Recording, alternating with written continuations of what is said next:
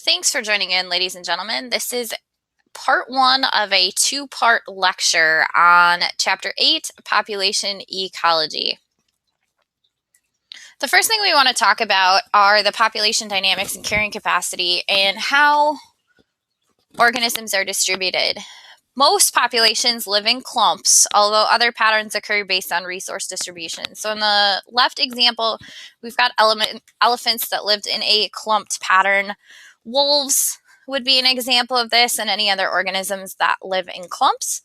We have a uniform distribution in the middle. The creosote bush in the desert tends to live in a uniform composition. They are in even rows, spread pretty evenly apart. And then finally, we have random distribution, which would include species such as dandelions.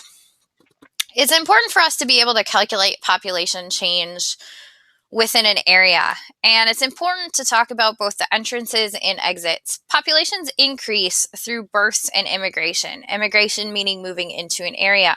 So the formula you need to be familiar with is population change is equal to births plus immigration minus deaths plus emigration. Emigration means you're leaving an area, and populations then decrease through deaths and emigration. Age structure tells you how fast a population can grow or decline.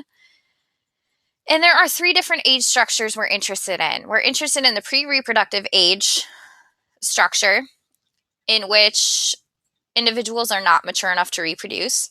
Then we have the reproductive age, those capable of reproduction. And then finally the post-reproductive age, those too old to produce.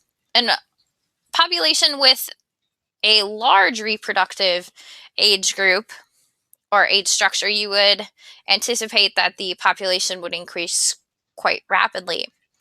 A population with a large post-reproductive age group would mean that in future years you will end up with a lot of deaths that would lead to a large decrease in the population.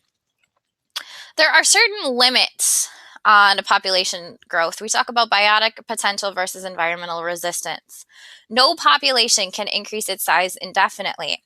The rate of increase, R, is the rate at which a population would grow if it had unlimited resources and if there was no environmental resistance that would occur. The environmental resistance we call K the carrying capacity. The maximum population of a given species that a particular habitat can sustain indefinitely without degrading the habitat. So carrying capacity K is usually what keeps population numbers in check. When we take a look at population growth, we take a look at J curves and S curves. Previous to this chapter, we've talked about linear growth, which grows in a line, and exponential growth, which grows in the shape of a J curve. On the curve that you see here, you see your increase, your exponential increase right here. This is what we call the J curve. That's the exponential growth piece. But then we have to factor in the carrying capacity or the environmental resistance acting on a population. So when we have our exponential growth here, we eventually hit carrying capacity or we overshoot carrying capacity. Environmental resistance kicks in, drops the population a little bit. Population increases beyond carrying capacity. Because it's over carrying capacity, the population decreases again. We call this an S curve, or a logistic population growth. So the beginning part of the curve here is the exponential growth. The up-down portion right here we call the logistic population growth. Populations grow rapidly with ample resources, but as resources become limited, its growth rate slows and the population levels off. And that's what we see right here as it fluctuates above and below the carrying capacity. Here are examples of different types of birds in regards to snake populations and how the bird populations are affected by the brown tree snake being in the area.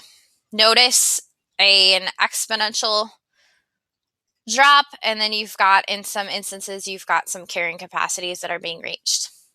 When we talk about exponential and logistic population growth, we talk about both the J curves and S curves.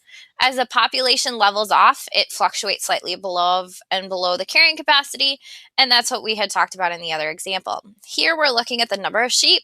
They increased exponentially. It overshot the carrying capacity. Population had a quick decrease, and then it continued to maintain above and below the carrying capacity line. When you end up exceeding the carrying capacity, there are a couple different options you have in terms of a species. You could move, you could switch habitats, or you could decline in size. This example was the reindeer population. Reindeer had exceeded carrying capacity. They had a tremendous population growth, up to 2,000 reindeer in roughly 1940. Because it extremely overshot the carrying capacity, we ended up with what's called a population crash. The population crashed between 1940 and 1950 until it existed below the carrying capacity again. Members of populations which exceed their resources will die unless they adapt or move to an area with more resources. So in this particular instance, the reindeer did not decide to move on to another area.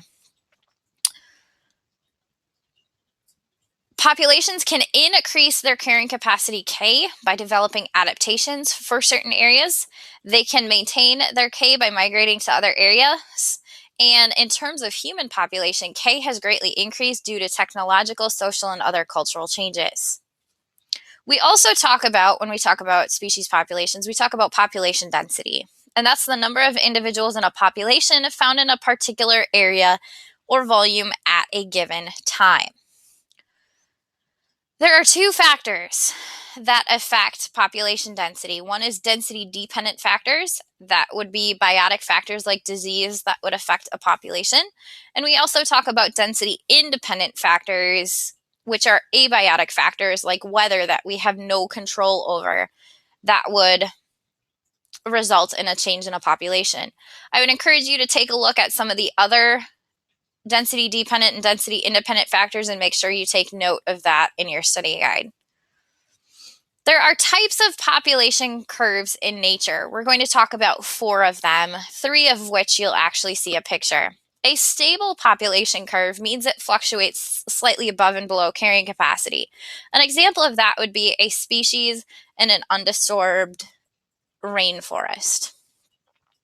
A second population curve would be eruptive. Those populations explode and then crash to a more stable level. So on the screen, you can see a picture of a box elder bug, the mature bug on the left, the immature stages, and a few mature bugs on the right.